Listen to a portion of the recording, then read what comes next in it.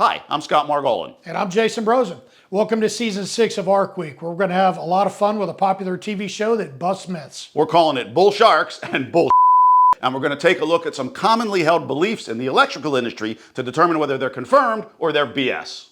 This episode explores the idea that home laundering of ARC-rated clothing is unsafe because of color safe or chlorine bleach. If you get bleach on FR clothing at home, you'll wash out the flame resistance. Let's go to the lab and find out. Let's go.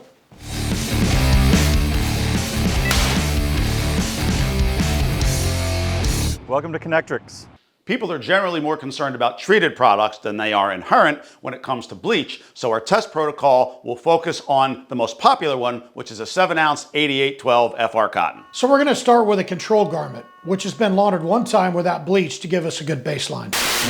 So there's your arc, and as expected, the garment is not on fire. The discoloration that you see on the control garment is a little bit of copper vapor at the top and bottom and carbonization, that's the black area in between. That's what these garments are supposed to do. They char instead of burning.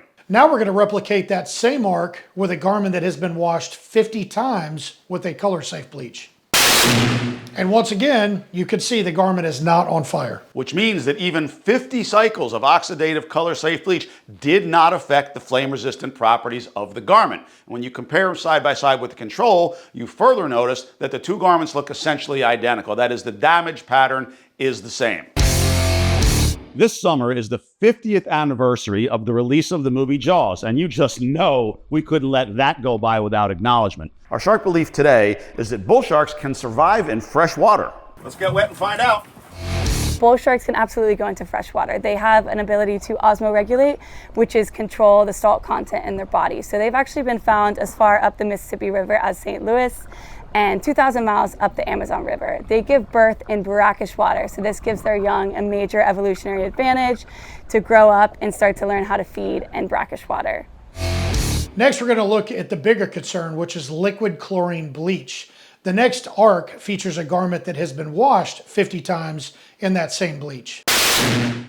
And even this garment has zero afterflame, much less a sustained fire. Which means that even 50 cycles of liquid chlorine bleach had no effect whatsoever on the flame-resistant properties of this garment. And as we compare it side by side with the control, you once again see that the damage pattern is essentially identical. The protective capacity of this garment has not been affected by repeated bleaching.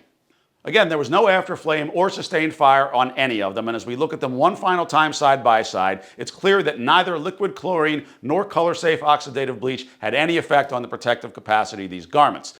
This research was qualitative, that is, it was visual, but it was inspired by quantitative research, peer-reviewed and published by IEEE with Hugh Hoagland as the primary author, in which he used the vertical flame test, ASTM D6413, to look at the effect of oxidative bleach, liquid chlorine bleach, and other materials we'll explore tomorrow, and the flame resistance of the fabrics. And you'll be happy to know that the conclusions that paper reached exactly mirror our own, which is none of these two substances had any effect whatsoever on the protective capacity of the garments.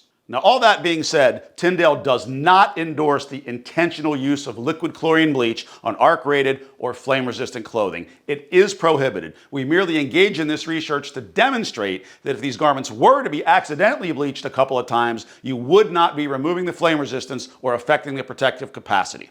You should always follow the laundering instructions recommended by the manufacturer. So what's your final verdict going to be on the tale of two bleaches? Survey says, bull.